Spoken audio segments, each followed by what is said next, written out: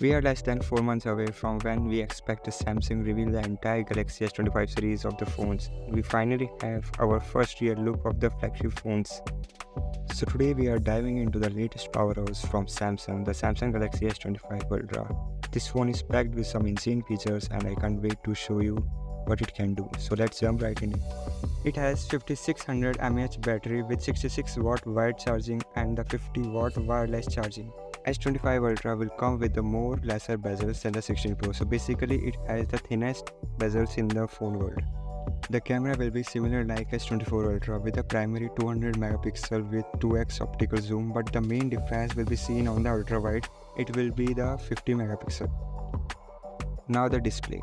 It comes with the anti-glare coating like the previous 24 Ultra and the display brightness will be the 3000 nits. S25 Ultra will come with the rounded frames and the benefit of this, the phone will be more thinner by 0.4 mm and more comfortable to hold. According to this tipster, the camera rings will be similar to the camera ring design of Fold 6, but not the exactly same.